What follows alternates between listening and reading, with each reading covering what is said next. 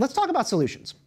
So how do we beat cancel culture? The big million-dollar question, this thing that is stressing out the entire nation, because it's twofold. It's got to be culture, one, changing the culture that allowed for this to happen. And then it has also got to be, I think at some point, consequences for cancelers who are engaging in destructive activity. I mean, like Taylor Swift talked about this once with like the people who light up her inbox and her comments feed telling her to kill herself. Like, why are they not somehow accountable or liable if she did? Like, these are the kind of things that nobody is taking account for when people are being sought after by a mob. So can we talk about the culture first? Do you have a theory of what is broken in people who are allowing this to take over the society? I think that cancel culture is trendy. And I never remember it as bad as it is now. I remember back in the day, if someone said something that offended me, I would just walk away. Okay, that's not for me. I'm not going to engage. And now I find that people want you to change how you present yourself or what you say, or change your beliefs. And I think that people conclude that they can do that by being aggressive with you on social media. So I think that, first of all, I think human beings are very tribal.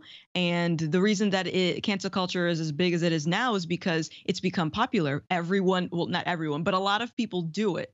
Right. And a lot of people don't even know why they're doing it. They just know, I'm angry. I'm going to help in some way by saying these mean things about this person just to exacerbate this mob. So I think that in the reverse, if people were to, get into the habit of challenging these folks on a public forum, then it'll signal to the other side, okay, if you're going to say some crazy nonsense about this person and or accuse this person of something, then you should expect someone to challenge you on that.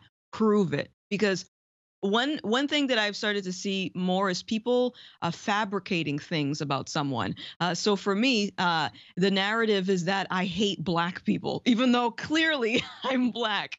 But they'll Obviously. say, "Oh, she hates black people," or she has white supremacist talking points, and I'll say, "Explain it, explain it. What have I said? What have I done Right. for you to come to that You've conclusion?" internalized your I've never whiteness. gotten responses. I usually get blocked.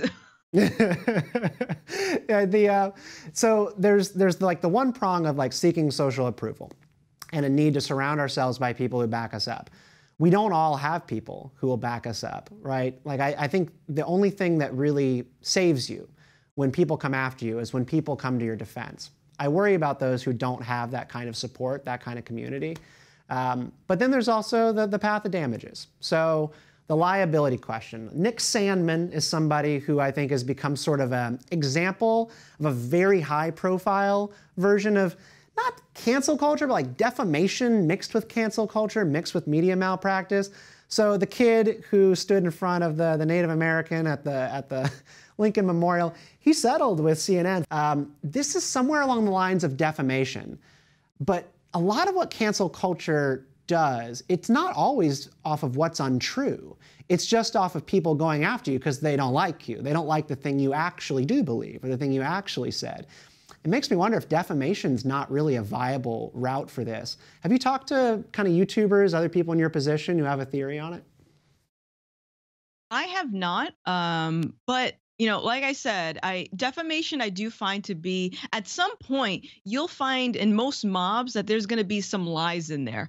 And when you're dealing with a content creator, like I said, I wasn't able to make content or make a living for a good year, and part of that was because people were spreading these lies about me and tarnishing my brand. So I personally think, again, because of how tribal people are, if these people that are using cancel culture as a tool for accountability start to see that with every online mob that starts, someone gets taken to court, I bet you eventually they're going to say, okay, maybe I should stop doing this. If that's a possibility, because it hasn't been. Nick is one of those cases where you have to be careful about what you say. You have to be careful about how you try to hold people accountable because it could come back to you. Yeah, I mean, you got to raise the stakes on the people who want to participate in this kind of behavior. If you are going to come after me, try to get me kicked off Patreon so people can't donate to my podcast, and then, like help me make my living, right? Or sell my book or whatever I'm doing. I should be able to, if I had a lawyer, and I don't have a lawyer to handle this kind of stuff, but raise the cost of engagement. But it is sort of like it's like what's the theory? Mutually assured mass destruction or something with the Russians and America. Like you both got big bombs and you want to make it really costly for both parties. But here's the problem: I have to pay for a lawyer if I'm going to do this, and I don't know how to do that. So again, like it's only the people who have huge communities that can survive this kinds of stuff. Is it going to trickle down, you think? Like if people like you stand up, that then people further down the ladder with less followers can then do it as well? That's what I think needs to happen, and I'm prepared to do that, by the way, because I've one thing that I've learned about this whole experience is that there are more people that are fed up with cancel culture than those that actually enjoy using it as a tool for accountability. People are sick of cancel culture, but the reality is a lot of people don't feel comfortable standing up to the mob, because I get it. You don't want to lose your job. You don't want the mob to go after the people around you, which is another factor. When the mob realizes that they can't cancel you, they'll go for your job. They'll go for your family. They'll go for your friends. A lot of my original following over on Twitch stopped following me because they had people DMing my supporters saying, "Hey, you should stop supporting this person." It was bizarre. So I think that if there are some big public figures that are just make a point to just stand up to mobs and say, "I'm not going to take this," eventually it's going to trickle down. And I think that that's ultimately going to be the thing to help get us out of this situation.